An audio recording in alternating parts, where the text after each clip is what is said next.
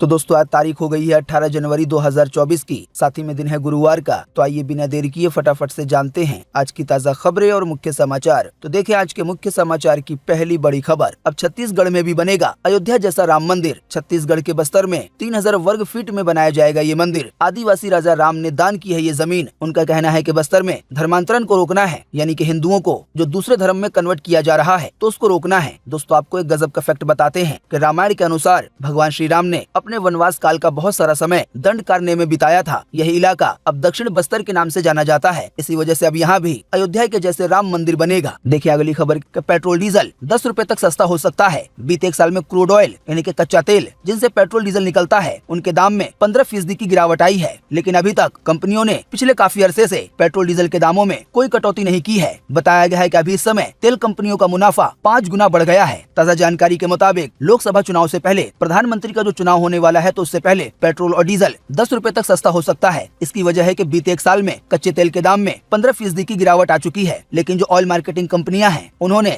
दामों में कोई गिरावट नहीं की है। अभी इस समय कई पेट्रोल कंपनियों का मुनाफा कई मामलों में 5 गुना तक हो गया है। दोस्तों ऐसा हो सकता है, ऐसी खबर आपने इससे पहले भी सुनी होगी, लेकिन अभी इस समय जो खबर आई है उसमें ये भी बताया गया है कि आधिकारिक सूत्रों ने बताया है कि पेट्रोल और डीजल के दामों में ये कटौती आने वाले फरवरी के महीने में की जा सकती है। हालांकि ये नहीं बताया गया है कि कटौती 1 फरवरी को होगी या इसके बाद होगी। अब दोस्तों अगर सच में आने वाले फरवरी के महीने में पेट्रोल डीजल 10 रुपए तक सस्ता हो जाता है तो आपको बता दें इसकी वजह से कई और सामान सस्ते हो सकते हैं, खास करके वो सामान जिनका इस्तेमाल हम रोजमर्रा के कामों में करते हैं, चाहे वो खाने पीने की चीजें हों या पहनने ओढ़ने की चीजें हों। बात यह है कि जब भी फ्यूल यानी कि पेट्रोल डीजल या सीएनजी महंगा होता है तो गाड़ियों के माल ढुलाई का खर्च बढ़ जाता है। ऐसे में नुकसान को पूरा करने के लिए कंपनियां या रिटेलर या होलसेलर सामानों के दाम बढ़ा देती हैं। इसी वजह से ये आशंका होती है कि जब भी पेट्रोल डीजल बड़ी मात्रा में सस्ता होगा तो कई और सामान सस्ते हो सकते हैं, और ऐसे ही अगर पेट्रोल डीजल या सीएनजी वगैरह महंगी होती है तो यह आशंका बढ़ जाती है कि इसके साथ ही कई और सामान महंगे हो सकते हैं। देखिए अगली खबर, बाबरी मस्जिद से 3 किलोमीटर दूर बना है राम मंदिर। सोशल मीडिया पे ये खबर धड़ल्ले से वायरल हो रही है। कई बड़े नेताओं ने भी इसका दावा किया है। जी हाँ, जैसा कि आप जानते हैं आने वाले 22 जनवरी को अयोध्या में राम मंदिर का उद्घाटन होने वाला है। इसी कड़ी में सोशल मीडिया पर गूगल मैप का एक स्क्रीनशॉट खूब तेजी से वायरल हो रहा है। तो सोशल मीडिया पे वायरल हो रही इस खबर में इस बात का दावा किया जा रहा है कि अयोध्या में जो राम मंदिर बना है वो वहाँ पे नहीं बना है जहाँ पे बाबरी मस्जिद का ढांचा था, बल्कि राम मंदिर 3 किलोमीटर दूर बना है। हालांकि आपको बता दें अमर उजाला की जांच पड़ताल के बाद वायरल हो रही खबर पूरी तरह से झूठी निकली है। हिंदी न्यूज साइट अमर उजाला की ओर से बताया गया है कि जांच पड़ताल के दौरान हमें बाबरी मस्जिद के ढांचे वाली जगह और राम जन्मभूमि पे बन रहे राम मंदिर के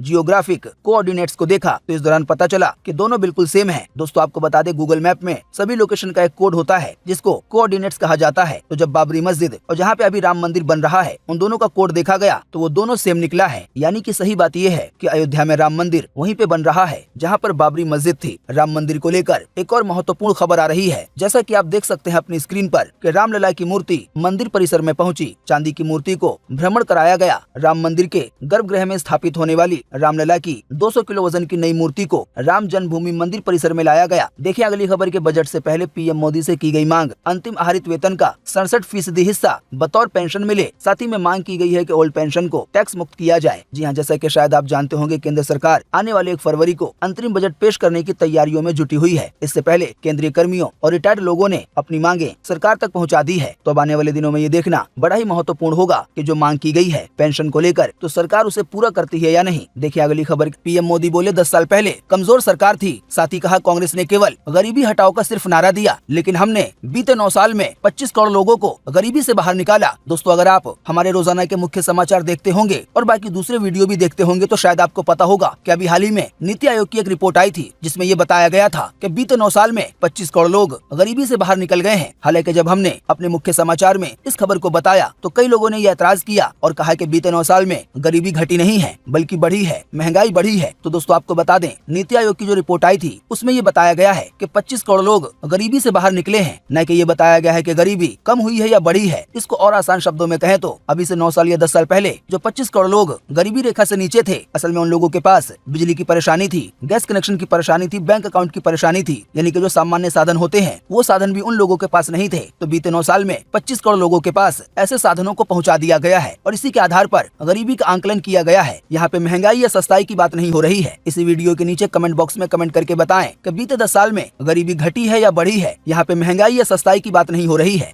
देखें अगली खबर, पीएम मोदी द्वारा प्राण प्रतिष्ठा के खिलाफ याचिका डाली गई। इलाहाबाद हाईकोर्ट में अयोध्या में राम मंदिर की प्राण प्रतिष्ठा पे रोक लगाने की मांग की गई है। ये बोला गया है कि आने वाले 22 जनवरी को राम मंदिर का जो उद्घाटन होना है और उसमें रामलला की मूर्ति जो विराजमान होगी और उसकी जो प्राण प्रतिष्ठा होनी है तो वो पीएम मोदी के हाथों से ना हो। जो याचिका दायर की गई है उसमें शंकराचार्यों को लेकर आपत्तियों का हवाला दिया गया है। जो शंकराचार्य हैं जो कि हिंदू धर्म में बहुत ही महत्वपूर्ण माने जाते हैं। हिंदू धर्म में कुल 4 शंकराचार्य होते हैं और चारों शंकराचार्य ने ये बात कही है कि प्राण प्रतिष्ठा का काम शंकराचार्यों का है, संतों का है। दूसरी बात शंकराचार्यों ने ये कही है कि जो मंदिर पूरी तरह से ना बना हो वहाँ पर प्राण प्रतिष्ठा करना और नेता वगैरह से प्राण प्रतिष्ठा करवाना शास्त्रों और धर्म के खिलाफ है। तो इसी का हवाला देकर हाईकोर्ट में याचिका दायर की गई है और मांग की गई है कि पीएम मोदी को मना कर दिया जाए। अब आने वाले दिनों में ये जानना बड़ा ही महत्वपूर्ण होगा कि इस पर हाईकोर्ट क्या फैसला सुनाता है। देखिए अगली खबर के सरकार ने जारी किया अलर्ट, बिना ओटीपी बैंक अकाउंट हो रहा है खाली। जी हां, ताजा जानकारी के मुताबिक केंद्रीय गृह मंत्रालय ने अलर्ट जारी करते हुए धोखाधड़ी करने का एक बिल्कुल नया तरीका बताया है। धोखाधड़ी करने वालों का ये तरीका अभी हाल ही में पकड़ में आया है। कई केस में तो बैंक खाता धारकों से ओटीपी तक नहीं मांगा जाता है। सरकार की ओर से जो अलर्ट जारी किया गया है उसमें ये बताया गया है धोखाधड़ी करने वाले बैंक खाता धारकों को एक नंबर भी देते हैं और ये कहते हैं कि इसको डायल करो, अगर आप ऐसा नहीं करेंगे तो आपका फोन बंद हो जाएगा, आपका खाता बंद हो जाएगा। इस तरह की बातें करके लोगों को डराया जाता है। कई लोग स्कैमर की बात मान लेते हैं और इसके कुछ ही देर के बाद बैंक अकाउंट खाली हो जा रहा है। कुल मिलाकर आसान शब्दों में कहें तो इससे बचने का तरीका यही है कि कोई भी अनजान नंबर या कोई भी अनजान लिंक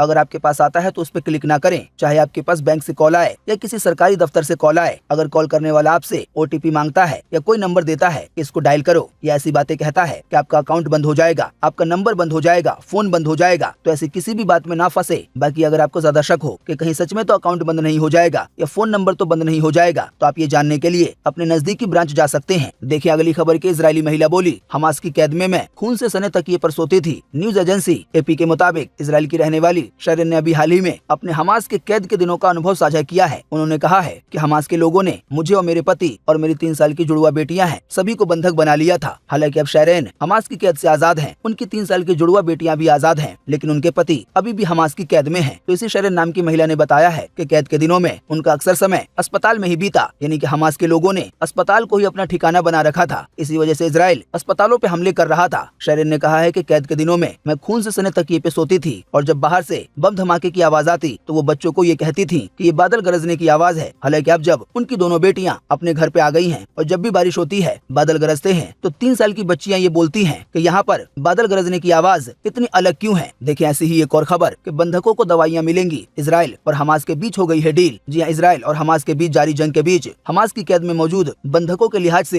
ये अच्छी खबर है। बताया गया है बंधकों को दवाइयां और दूसरी मेडिकल फैसिलिटीज मिलेंगी। जानकारी के मुताबिक ये डील फ्रांस, कतर और यूएन के बीच बातचीत के बाद हो सकी है। हालांकि इसके साथ ही एक दूसरा बड़ा अपडेट ये आ रहा है कि जंग फिलहाल रुकने वाली नहीं है, जंग तो चलती ही रहेगी। देखिए अगली खबर, 1/4 बच्चे दूसरी क्लास का सिलेबस नहीं पढ़ पाते हैं। वहीं गांव देहात के इलाकों में 42% से ज्यादा बच्चों को अंग्रेजी सेंटेंस पढ़ना ही नहीं आता है। ASER की रिपोर्ट में हुआ है ये बड़ा खुलासा। जी हाँ, इस बात का खुलासा अभी हाल ही में बीते बुधवार को हुआ है। बताया गया है कि जो भी बच्चे अभी पढ़ रहे हैं तो उनमें से 1/4 बच्चे यानी कि हर 100 में से 25 बच्चे अपने क्षेत्रीय भाषाओं में दूसरी क्लास का सिलेबस नहीं पढ़ पाते हैं। वहीं बताया गया गांव देहात के इलाकों में 42% से ज्यादा बच्चे अंग्रेजी का सेंटेंस नहीं पढ़ पाते हैं। आसान शब्दों में कहें तो इसमें सुधार होने की जरूरत है। देखिए अगली खबर के AMU में पढ़ाई कर रहा आतंकी हुआ गिरफ्तार। ये ISI मॉड्यूल पे काम कर रहा था। वहीं इस मुस्लिम छात्र ने देश में आतंकी वारदात करने की शपथ ली थी। हालांकि बबुआ को पहले ही पकड़ लिया गया है। जी हाँ, अलीगढ़ मुस्लिम यूनिवर्सिटी के छात्रों का आतंकी कनेक्शन लगातार सामने आ रहा है। UPATS ने अभी हाल ही में बीते बुधवार को यूनिवर्सिटी के एक और छात्र को गिरफ्तार किया है। वहीं बताया गया इसने बैत ली थी, शपथ ली थी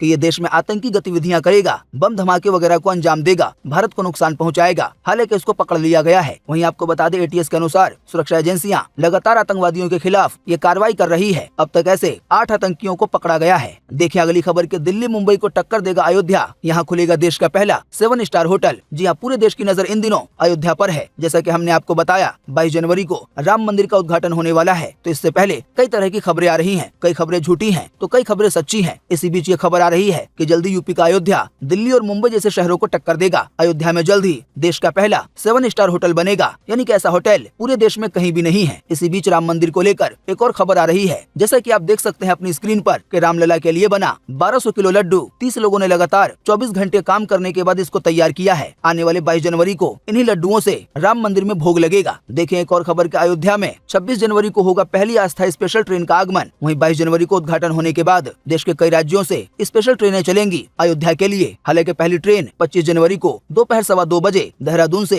अयोध्या के लिए निकलेगी और ये अगले दिन हरिद्वार, मुरादाबाद, रामपुर, बरेली इन सभी जगहों पे होते हुए 26 जनवरी की सुबह अयोध्या धाम जंक्शन पहुंचेगी। फिर इसके बाद 30 जनवरी को प्रयागराज और 31 जनवरी को लखनऊ से अयोध्या के लिए स्पेशल ट्रेनें चलेंगी। वहीं इसी कड़ी में दिल्ली से 8 फरवरी को एक स्पेशल ट्रेन अयोध्या के लिए निकलेगी। बाकी ऐसी आशंका है कि आने वाले दिनों में देश के कई और शहरों से, कई और राज्यों से अयोध्या धाम जंक्शन के लिए स्पेशल ट्रेनें चलाई जाएंगी ताकि श्रद्धालु, राम भक्त आसानी से और कम पैसे में भगवान राम के दर्शन कर सकें। देखिए अगली खबर के यूपी में यहाँ लगातार 3 दिन लगेगा रोजगार मेला। रोजगार पाने का, नौकरी पाने का है अच्छा मौका। बताया गया है इस मेले में युवाओं को रोजगार देने के लिए 12 से ज्यादा कंपनियां आएंगी। इन कंपनियों में कई बड़ी कंपनियां शामिल हैं जैसे कि फ्लिपकार्ट, डी-मार्ट वगैरह। ये रोजगार मेला 18 जनवरी को, 19 और 20 जनवरी को लगेगा। अब ये मेला कहाँ लगेगा, इसकी अधिक जानकारी आपकी स्क्रीन पे दिखाई जा रही है, तो आप एड्रेस को नोट कर सकते हैं वीडियो को रोककर। तो दोस्तों उम्मीद करते हैं कि आज की इस वीडियो से आपको काफी कुछ जानकारी मिली होगी।